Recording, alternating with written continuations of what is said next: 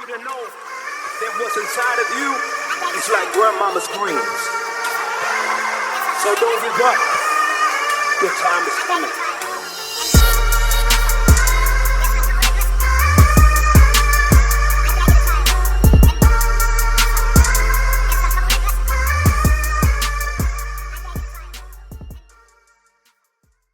You're supposed to be somebody that cared about me. You wasn't listening to me. So now I don't care about you? I said you're someone that's supposed to care about me. That's where they go. Dang! Hey, Don, stop talking, man. Her pictures don't be, it's no joke. My fault. It's that light skin in me. You know, we whatever side. Whatever side give me the victory. Whose side are you on? I'm on my side. I'm weak. I am weak. It's been a long time. It's been a long time coming. Man, you real. But I know we're just gonna be back. Welcome everyone to Matthew 77 Project Podcast. I'm Samuel, aka Mr. Loudhearted, and here with me I got Coach AK, our mental health expert, and Minister Dominic, my brother. How y'all feeling? I feel good. I'm excited. I feel with so much joy. I feel good. You look excited. You look like you feel with joy. Thank real you. happy. Thank you. Turn your head so they can see your head. You want to see what's going on? Yeah! Don't play with that girl. Do not play. Hey, I think this is adding to my joy that my hair is done. Yeah. Absolutely. Definitely. Yeah, I ain't want to see me. You ever get like your hair done, whatever, and you feel like you got something new going on? Like you wake up in the morning, like something gonna be different, but you doing the same thing. You just got a different. Right. It's like, oh, I thought something was gonna happen today. You look good, you feel move good. different. Like Yeah. we talked about this, like with a fresh cut, like your laugh, Everything. you go down a little bit further with your laugh. Yeah. You know what I mean? Yeah. Like I just see Everything a joke, like. Rub your head too. Oh man, that's what anything you do. Like when we first got married and I finally got this ring. Cause at first I didn't care. I'm like, no, I don't need no diamonds. And then I just kept looking and I kept putting payments down. And I was like, nah, I need diamonds too. So everything was, oh, what's up, bro? Yeah, how you doing? How you feeling? Like, yeah, that's what's up. Now you become man. dominant with your Yeah, left I hand. don't know. Let me think about that. Happily married. I'm happily right. married. Oh man, that's funny. That's funny. That is hilarious. I feel great as well, man. It's a beautiful day. You know what I'm saying? It's a lot going on everywhere, but where there's a lot going everywhere on the negative side, that means there's equally a lot going on everywhere on the positive side. If you pay attention. That was good. It's a good time to be alive. Yeah, It's a good time to be alive. Yes. I mean, What's good about it? what's good about it? Well, for us especially, like, you gotta think. I'm just a tad bit older than y'all, but we still kind of in the same class of millennial and whatnot. Like we've seen a lot of things transpire. Like our parents told us about when the cell phone first came When out. them old heads try to be relatable. Right. Y'all remember when they first came out with smartphones? You do. Not that long ago. Like, knock it off. Hold on. Mama having a What was flip considered a phone. smartphone? Because was a flip phone a smartphone? No. Nah, it was like the first iPhones and all that. Like iPhone, what was the first one? 4, Remember the little 3 or iPods? 4 or whatever. Yeah, iPods. Oh, okay. We've been around for all that. Like I don't That is remember true. exactly when internet took off. Remember when social media took off? Yeah. Like I definitely had a MySpace. Facebook used to be I ain't living in MySpace. For there. real? I was too little. Hey, look, MySpace, you can like customize your profile, have like your With the music song? playing. So like when people came to your profiles, like your favorite song, hey, dopest thing ever. And none of us was allowed to have one, so it was on the. Yup. When I go to my friends, let me see your computer, bro. Yup. Yeah. Oh man, MySpace. My first phone was that blue Cricket flip phone. Remember the blue Flip That phone thing was was so so ugly. cool. My mama had that. Oh my gosh, that thing was I used to so. love it. I always been against cricket. I don't know why. My mama loved cricket. I don't know why. Because yes, I do. Somebody told me that's the service that the police use. So once they told me that, What were you doing that made you say, you know what, I don't want to use this? nothing, loving the Lord. Be transparent now. Be Let's talk about it, dog. Loving Jesus. Let's talk about it. They don't like that. I didn't want to go to jail for loving Jesus. Oh my gosh. I definitely had a ring back though. Like when somebody calling you and it be playing the music before instead of ringing. Oh yeah, we all did that. People was calling me just to listen to my song. Yeah, and I ain't pay for that. Why you pick up, man? Because you called me. I'm weak. Oh man. Oh, the ring back where you could hear it when you call them. I forgot about that. I'm talking about just when we You start thought it was like putting. a ringtone? Yeah. Oh yeah. Well, we start putting actual songs on our ringtones, like when a TV show will come on, and I'll be thirsty with the record, like, yeah, that's my ringtone. What was your ringtone? I know you see. Don't come for our Carly. Yo. Was you really just coming? I'm about to turn 32, right? What's up with you? What's up with you? Hey, if that was, let me be standing in line and your phone go off. Will be so wonderful. Hey. Oh man, but I remember when it became lame. I remember the day. Cause like I remember the day. I was in line one day and no lie, I heard somebody ring back or ringtone. And I said, that's how it sound out loud. Yeah. Like to you it was dope. Like this is my song. Like, but then I heard somebody else's phone go off and I said, I immediately went to my other settings. That thing like What else though? We was around for when DVDs first came out. I used to love a VCR set. Yeah. Like, cause we was around for like my kids don't understand having to take the tape out and put it in the thing and rewind it the whole for 10 minutes. Did y'all ever have to like blow in a little VCR tape?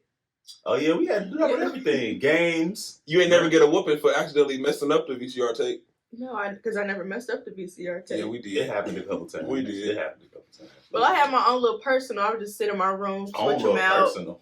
Oh, you was privileged. Whoa! I had one in my room. Personal. How many people you knew? How many people knew you had your own? Anybody that came to my cousins, they came to my house. I ain't know you. I used to watch the little Rugrats. Cause you know it's privilege. It's like Aristocats. poverty, privileged, and then it's white privilege. So like you was like privileged for black people. Two VCR. You had your own VCR. He said privilege for black people. Back when it was a strong middle class. Right. Yeah. I could just be part of the class. We got a VCR in every room. Right, yeah. But when big screens had the fat back to them. I had one of those. I used to be moving it around the room and drop my mama, what are you in there doing? I'm rearranging. See? When they used to keep money, that was the bank account and everything. Keep money in the back of that thing. I mean, see, we've been around for a lot of stuff. Yeah. If you cut that hole in the back, it was nothing back there. Nah, what did they do all that for? Like people were putting their whole life in the back of that TV. How in the world do y'all make a TV and the back is just air? They ain't know what they were. Somebody came along like, you know what? This is stupid. Yeah, They had to. It's heavy for no reason. Heavy for no reason. What is Nah. It was heavy for a reason. them like 3 sets of them. The TV that got the VCR and the input and the DVD player all attached to it. I don't talk about the 15s that sat at the bottom of the TV. They had the subwoofer at the bottom of the. Facts. Hey, that's why I was heavy, man. What else? Now you really got me thinking. What else? Oh man, dang, Dom. I guess. Yeah. I guess not. My bad. It's a good time to be alive. Like my bad. We seen a lot. Is that what you was about to show? Is that your inspiration? The many faces of Bubba. The many faces of Bubba. Don't use Now. Do not use Bubba name in vain. Oh, you right, my fault. See, now you gonna put pause on him. I'm gonna take a sip of my refresher out of my brand new Matthew 77 Project mug. Man, look, when I tell you these mugs so dope. I love them. Hey, I appreciate Art Valve. Hey, you can go, on Instagram and you can find Art Valve. Like, just type in ARTVALV. Yup. And hey, show her some love. Show her some love. And she brand her material too, so you can't forget her. I like it. Big facts. It's different. I like how it doesn't go completely black. I like how I make my drink taste better. Say that. All right. Okay, Sam. You know what? Please, everybody, do not forget to like, share, subscribe, and follow us on all social media platforms at Matthew77 Project. We would greatly appreciate it. And most importantly, like I said, comment. That's like the most important part. Right. Nah, it really though. We want to know what's on your mind, how you feel about what we're talking about, and because we really read them. So, yeah, you know. That's the whole point here is, ask your questions, about what we said, about what you just want to know, what you want to talk about. What you want to hear us talk about. Yeah. Do that. Comment. Respectfully. Comment. And to give a little bit, better context about where we at right now, we are talking about the whole Roe v. Wade, thing going on in the world today. So, AK being, the queen of Matthew 77, we just want to, really just know how you feel about it before we start, being a man about it. That song just played in my head. Just for you. I don't know that song. Okay. I don't know. Maybe if you sing it some more. You know how people say titles of songs, you be like, I never heard that. Then somebody play it, you sing every word. Like, I know that I ain't gonna sing. I thought I ain't think you was being for real. I don't know what she was singing either. But your response, it just sounded real saved. I've never heard that. If it wasn't made by the Clark sisters, I never heard that. Give it up for the Clark sisters. You listen to that heathen music? Right. I know Karen and Twinkie and Dorinda. Oh, man. Do you have any Timberland man? Okay. He brought me through trials. He brought me through tribulations. When he put on that accent. Never let a day go by. But I realized it was the blood. Just know that we're blessed and highly favored. Oh, man. This is what I'm saying. This, just put it all together. Press down and shake it together. And running over. Don't forget the running over part. And we were so worldly when we heard that a scripture like pressed down and shaking together. What that make you think of? I don't know. Never mind. Go ahead. I was gonna let you say it. I know, and I was about to go there. It don't matter. Hold on, what am I Can I please hear it? Nah, just being blessed. Cap. So, AK, on a serious note, how are you feeling about the whole Roe v. Wade situation? Okay. First and foremost, it is like a very big topic right now. It's sensitive. It's affecting a lot of people. Not just women, it's also affecting men as well in, different aspects. But me personally, the way that I feel, I have my beliefs and what I stand on, but then I also have emotions. And I'm also a woman. And what I feel the wrong in it is the fact that free will and rights were taken away. Yes, it's not condoned by God, and I do stand with that. However, even God gives us our own free will to either serve him, love him, follow him, all of that. But he also tells us how that makes him feel. He also expressed to us the consequences of certain things that we do. So I just feel like, who has that power to tell us what we can and can't do when the Almighty already tells us you can and can't do that, but that's what it's just gonna come with. So that's really like, just to put it in like small terms, that's really where I'm at with it. I understand that. It's like you said, it's definitely a big thing, and I think one of the most touchy-est parts about it is, like you said, it's easily become a men versus women thing, which I just feel like as of late, that's really being pressed like to be like almost a literal war between men and women. Mm-hmm.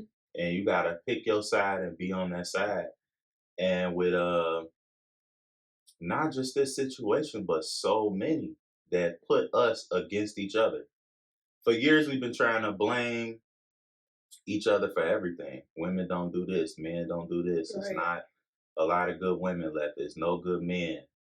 Men do this. When like so, I'm not trying to get off topic. I'm just pointing up why it's so sensitive because this is primarily this affects women, right? Because men can't have an abortion. So this primarily affects women. So the minute that we get to talking, we can even be in support of them. But it's just like, yeah, you're a man, shut up. Right. Right. So it's just like, being a believer and talking to people about different aspects about their life, about what God loves, what he hates. It's just getting over that uncomfortable hump where it's like, yeah, you a Christian, of course you gonna, you know what I mean? And being able to still endure that and make sure that you speaking from a place of love and support and understanding. Because the fact of the matter is, and this too, we need to make sure that we are having conversations with people and addressing people from our clear side of the spectrum. So we can't have a debate with somebody, especially not an unbeliever, about a particular piece of it, and then get lost in that because you're not gonna win that. You're not gonna win that argument. You're not gonna win that debate. You're not gonna cause that person to see things from your side. Right. So that's a good point. That's a good point.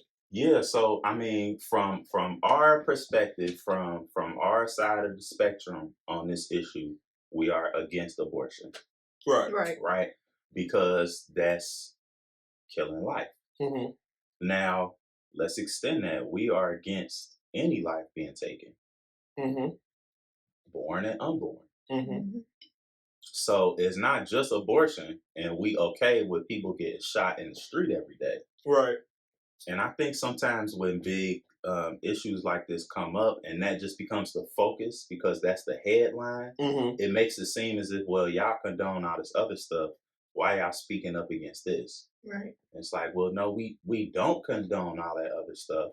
But nobody's fighting for that other stuff to be made become right. like the norm. So it's like stuff like that. Things get addressed based on what's being pressed. So yeah, what the headline is. If like you say, what the headline is. So if we talk about abortion, we're not talking about people getting killed in the street, even though it's happening. But at the same time, nobody's getting killed in the street, and then people saying that this is right. You should let people kill. True, and I think unfortunately it happens so often, right?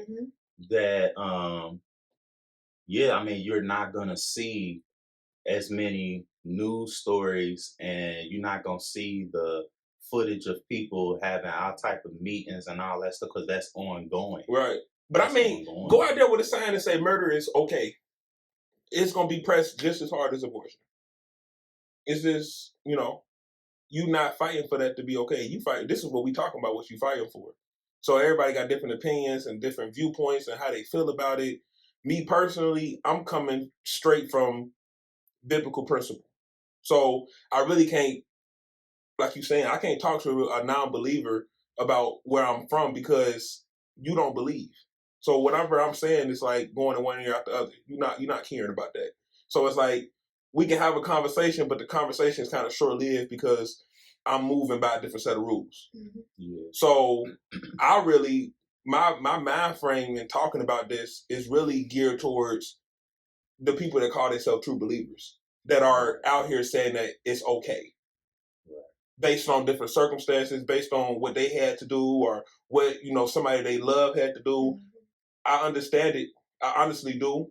And I'm not kicking nobody while they're down. I'm not making them feel bad about whatever decision they make. My thing is you just can't justify your sin. That's it. Like, do what you got to do, and you work that out with God. My whole thing is you can't do what you got to do and then trying to convince me that it's right. Or convince yourself. Or for, to even go again, convince God. Because wrong is wrong. Now, it's a million different circumstances that, fall into that category. And, if we tried to iron out every different circumstance, we'd be here all day. So you really and that's kind of what I mean by making sure you stay in a certain vein. Because the minute we start having this conversation, right, the bulk of any argument that somebody would try to have with you is not going to be, what about this situation where somebody was being wild and free and this ended up happening? What about this situation where we was together and we got into it and we was torn? That's not what they're going to throw at you. They're going to throw at you, what if the girl was raped and was impregnated against her will? What if there were pregnancy complications and the doctor's coming to y'all telling y'all that this can harm the baby or harm the mother? It's going to be those situations. So that's why I'm saying you have to stay in a certain vein. And that's exactly why I say I'm talking to so-called true believers. That's why I say I'm talking to them, because in situations like that, I'm pulling a faith card. Yeah, I was gonna say that's where faith really. Where's your faith at? Because if the doctor's telling you, "Hey, you go through this pregnancy, you might not make it," and your first reaction should be, "Okay, cool, I'm gonna see what God said about that." Like, versus you letting the doctor spook you so bad that you make this wrong decision, because I wholeheartedly believe that we don't serve a confusing God. So he's not going to put us in a situation where our only result and only thing to do is to do what he don't want us to do. Right. So but in that moment, it is hard for people to really go straight to that. That's why we do have to stay prayed up. We do have to make sure we're keeping our faith strong and stuff like that. And just to give an example, and what my mom went through when she was pregnant with me, it was an instant where it was like either me or her, or I was going to come out this way. I was going to have these type of disabilities and stuff like that. But my mama reminds me every day how whenever the nurses were speaking, she spoke the opposite. She prayed over me. She prayed while she was carrying me. She prayed as she was getting rushed down to the delivery room, because she suffered with preeclampsia. And they did tell her, okay, what are you going to choose? It's going to be either the baby or you. And she began to speak life over me. Right. So it is, when you do pray, you have your faith strong, it's very much so possible to speak against what the doctors are saying. Right. And to pull down your faith and trust in God. And that's why I said we are really moving by a different set of rules. So it's just, when we hear certain things, our first reaction ain't to listen to the doctor. It shouldn't be. Not saying that it's not. But even if our first reaction is to listen to the doctor and we get spooked, you should check back in. Like, hold on. Before I do this, I need to, But that's a part of the prayer too, because we've had this conversation already. God can choose to move in a certain situation any way he chooses. So it might be through the doctor's diagnosis. It might be through the doctor's suggestion. It might be through a certain procedure or whatever is necessary where he can move through that. That's why we have to continue to be open. And you like this faith walk, like, you really got to be tapped in and plugged in to God, because the minute that you slack or that you be off, that's what leaves all that room for confusion and uncertainty. And I just don't know. And when you start struggling with that, you might as well be on the other side of unbelief. Because that's the whole point of this, is changing that to where I don't have to live my life this way. Right. And I mean, that's with any situation. Like I said, we had this conversation all the time about going to the doctor, about taking advice, taking medicine, all those different things. That's the doctor's job. Is I got to look at what's going on. I got to go through these processes that they taught me. And I have to tell you something based on whatever research I did, whatever we looked at. And I'm giving you our best suggestion. I don't want to go in a different direction right now, but I have to give you what's considered our best suggestion, the best thing that we have to offer. Right. And so when you tapped in and you connected and you stayed in prayer, those decisions and what to do, and moments like those, you begin to look at as opportunities. Right. The Bible always tells us that it's at our weakest moments, it's at our most darkest hour that God shines the brightest, that he's at his full strength. Right. And so a lot of times, at times, it takes a situation like that for us to actually walk through that and experience that. Now, this is just on the heavier side of those situations. Like, I can't imagine being a woman, because I can imagine being a man. My wife and I miscarried before we had our first child together, my youngest son, Josiah. Like, so I'm not gonna go all the way through that situation, but that was tough, man. Like, and being a man, that was tough. I didn't have to go through what she had to go through with experiencing everything in her body and what the end result of that was, because after they determined that it was an unsuccessful pregnancy, that baby that was in there, I mean, you know what I mean? It was still in there, it had to come out. You know what I mean? So and that's just from my perspective. I can't imagine this thing, this being growing in me and having that kind of connection and having to struggle with that. Right. So again, that's why, and I'm gonna segue into this part of it too, because I think as believers, these different things that we dealing with, especially with this topic of abortion, we have to make sure, man or woman, that we're tapped into resources, that we're tapped into available help, that we know where to point people to, that we have connections with some way to get them somewhere, so that if you don't know something, or if you're not privy to, a certain side or a certain situation that comes with different complications, that you can get them to somebody or to some information that can help them. Right. Versus just being one of those fake radical Christians that are just stand on it's wrong and you attacking people, you coming at people. And let me just further help somebody, that don't bring nobody closer to God. Sure don't. That don't make nobody want to get on your side and accept your decision or choose your belief when you move like that. Because you're portraying God in the wrong manner. Yeah. Right. So if I'm struggling with this and I'm even considering making this decision, and all you can tell me is don't do it, it's wrong. Right. But you're not doing nothing else or for even me. after someone has already made the decision and you either just now finding out about it, or even if you knew the whole time they was gonna make that decision, even afterwards, that's the most perfect time to really lay out the truth, but also reflect the same love that Jesus is giving them. Jesus ain't in their ear telling them that was wrong, you did this, you did that. But that's when he's ready to receive them with open arms. Right. He don't look at you any differently. Right. That be the side that I choose to focus on is, either being a part of or being able to make that connection to where people from different sides, the man and the woman, they can get what's needed in these different scenarios. We was kind of talking about this a little while ago. Like, if you just wrote, and there's so many different areas associated with this topic where help should be and can be provided. Right. Of course, those things don't get broadcast and get put out there like, oh, there's this and this and this in the city and this in the city and this group over here.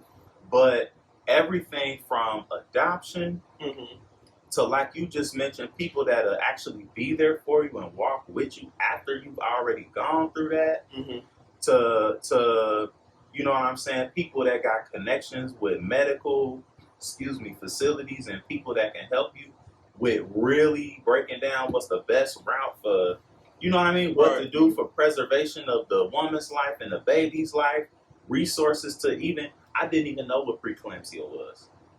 And my sister went through that with my youngest nephew, I believe, who did end up passing after he was born.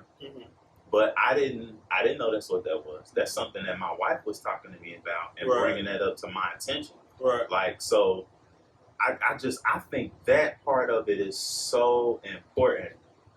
My Uncle Arnold is involved in, pro-life, and one of the Douglas Leadership Institute that he's involved in, they actually partner with churches and hitting this issue and trying to help provide those different, and I there's a bunch that I didn't name, different scenarios, but there's some kind of help or something to where we say this all the time, you cannot, being a believer, you can't look at somebody and say, don't do this, it's wrong, and just leave it there. Right. You're right. Like, you can stand on it being wrong. God don't agree. God hates this. Stand on that. Mm-hmm. Don't waver. Because the minute we start wavering or start trying to figure out other ways to just make people feel good about whatever, then we coming off the truth. And now it's hard for people to make a distinction. Well, what do you believe? Because you was condoning this over here. So stand on your truth. But have a way to redirect. Right. To build people up. Like, we gotta be much better at the love part of this thing. We're supposed to love people into truth. Love people into righteousness. And I'm glad you're saying that, because just to hit it from, both ends of the spectrum, I want to start talking about the believers that agree with the decision. Because, I feel like we got to check the hearts of men. Because I feel like it's a lot of people that love this decision that are believers just because they feel like it's on the side of right. But even in the right decision, it's still wrong because, like you said, AK, you're taking away somebody's decision. So even God gave us free will to decide what we want to decide. So whatever they want to decide, you can't take that away, one. And two, you cannot force people that are unrighteous to be righteous. So if we're supposed to be bringing kingdom to the world and not the other way around, we can't be trying to force people to be righteous through laws. That it don't work like that. So if you're a Christian and you believe like this is the best decision, I'm on the side of God, and we need to be looking at the hearts of men.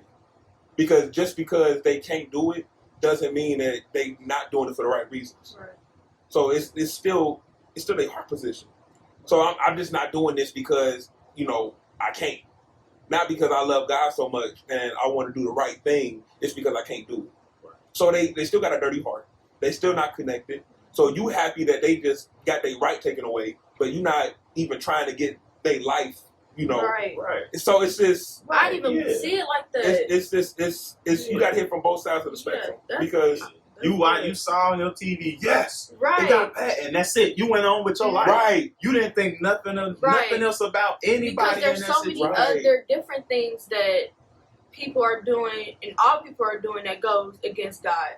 Not just that wasn't just the main thing or the only thing. Like, oh, but now they can't do it, so now they just automatically saved, and now they're gonna have to bow down. Sweep the earth. Like what? Like there's so many other things. Right. That's not the only thing. Yep. And that's another thing, and that's why I was saying, like, staying on our side of the spectrum. Let me clarify that statement, because what I'm not saying is stay in your place and mind your business. That's not what I'm saying. Right. What I'm saying is, because from the things I pointed out, them special circumstances and unique situations where it wasn't just two people being wild and free. You got that, but then you got all these arguments over here, right? Why did they make this decision? Because everybody that's in those seats that voted and played a part in making that decision and being in those courtrooms and all of that, all of them aren't saved. Right. Okay. So we know as believers that God can take any situation and use it for good, and he can even control people who don't profess Christ. He can use them I'm doing this. to implement his will. However, again, we talking about unbelievers and people who we trying to bring to Christ. Right. We got all these arguments of control, men trying to control women's bodies. So you got all this stuff that comes in the mix, and it starts to take away from, where we really stand.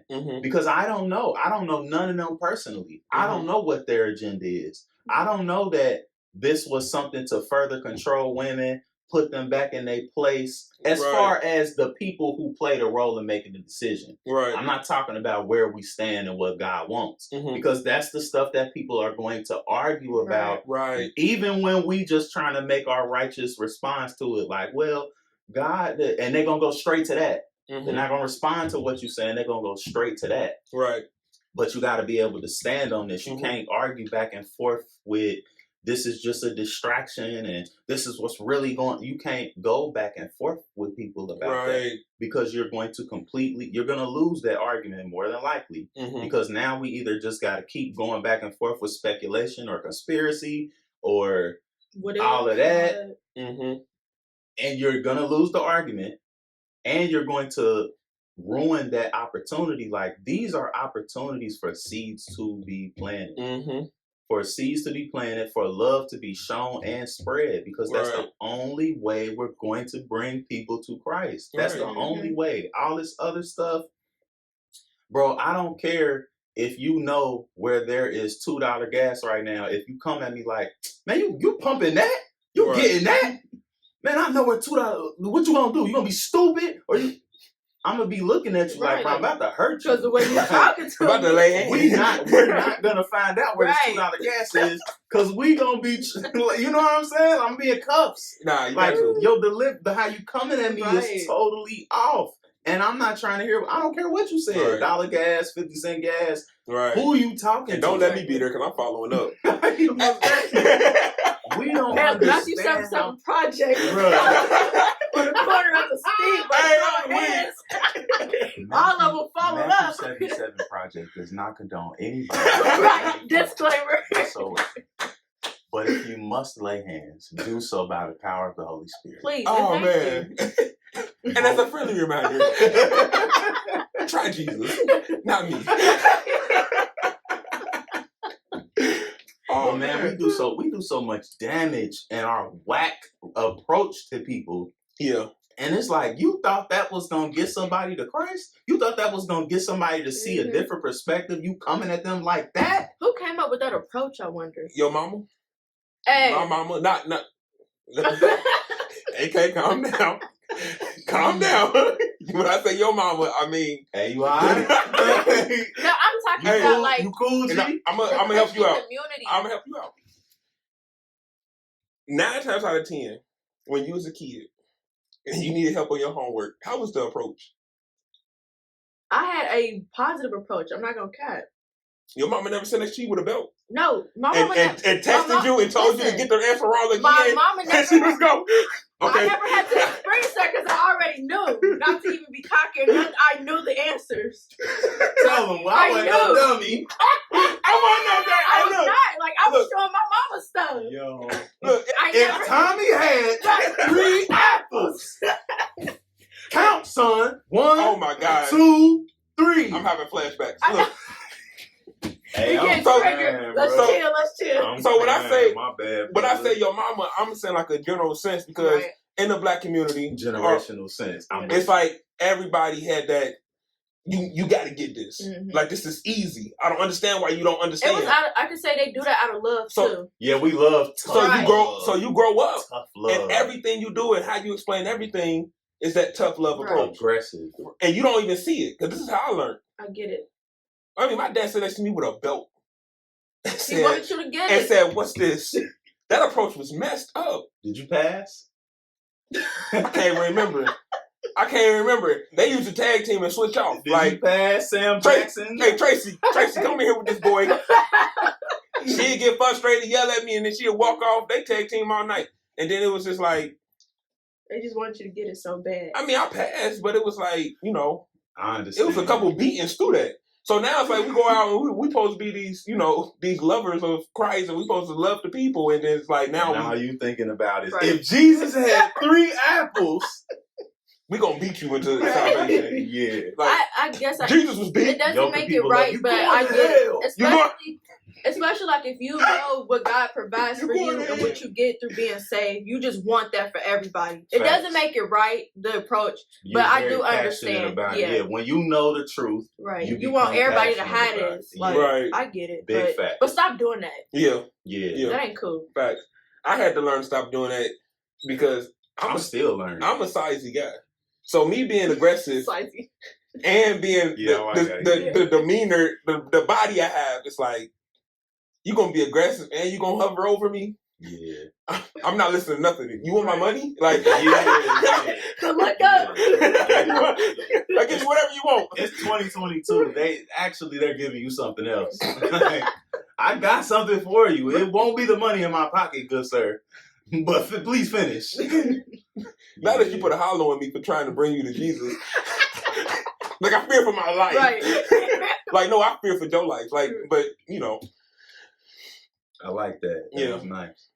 But yeah, that's my biggest. That's where I stand with this, is really focusing on, okay, because I don't want to get into those different scenarios. right. And I advise us not to, especially if you don't have empathy Mm-hmm. and you've not been trained or just don't understand proper response to somebody.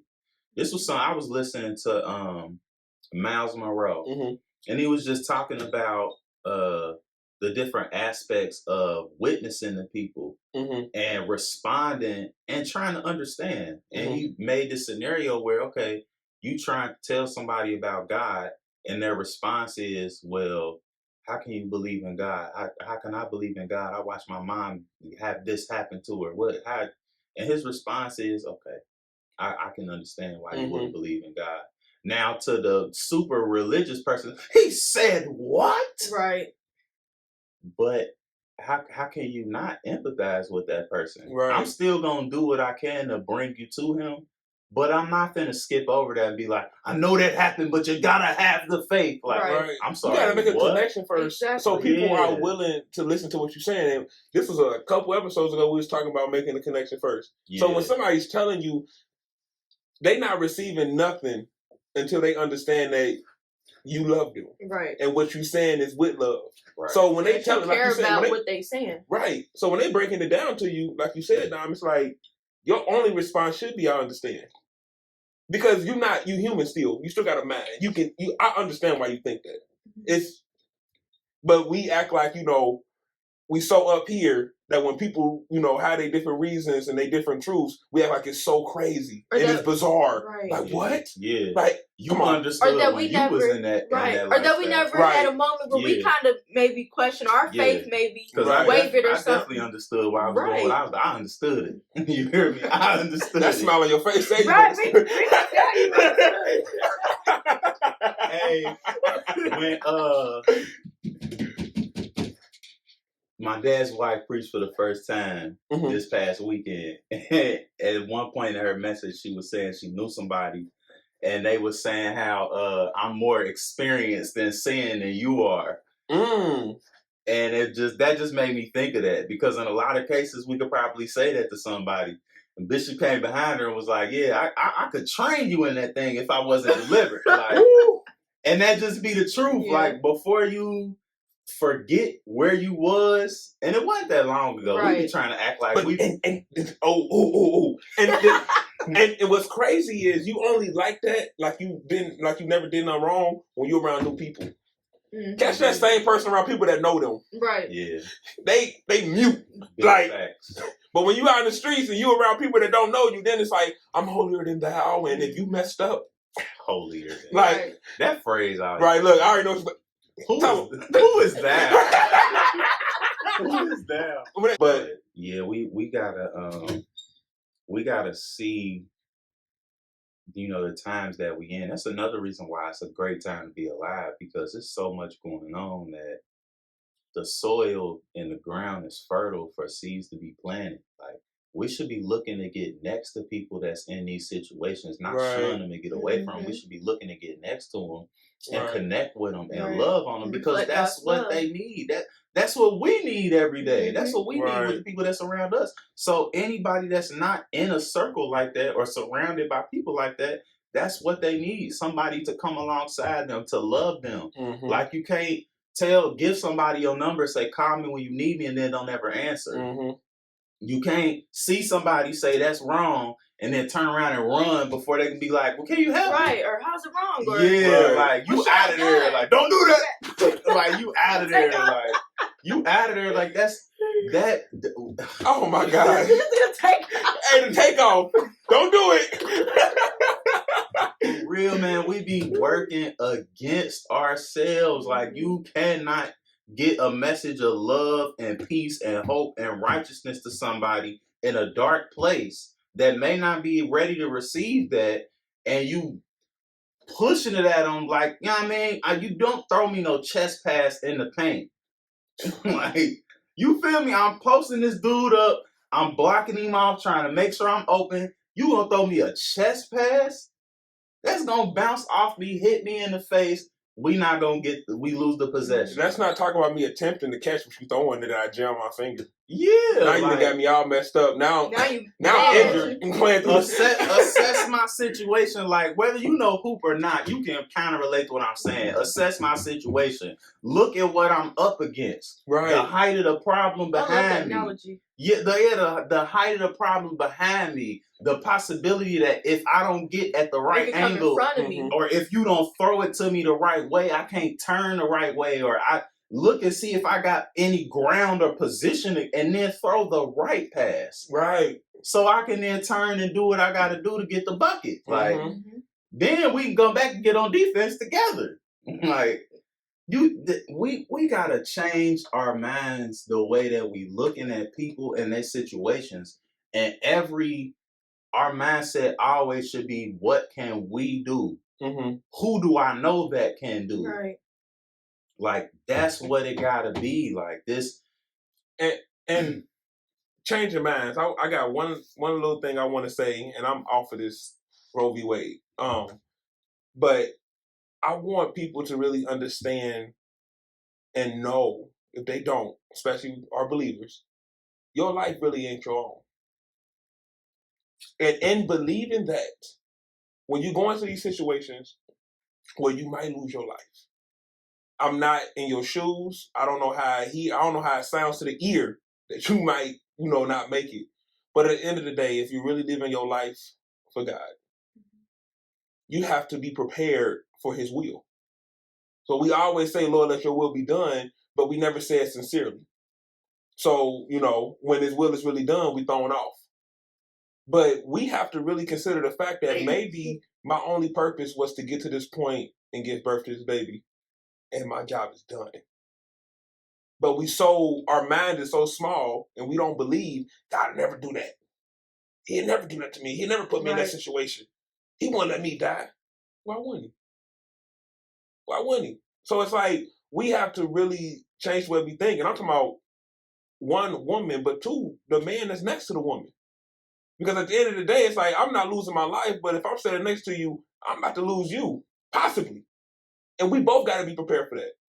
If this is the will, this is the will. So it's like, when we talk about like purpose and fulfilling it and living a full life, we have to understand that our full life and God's full life is two different lives. Because when we think about a full life, it's like, I'm, 80, 90. Right. I'm done. I might get to 100 if I eat right. But God's full life might be, and He going to give birth to that baby and he out of here.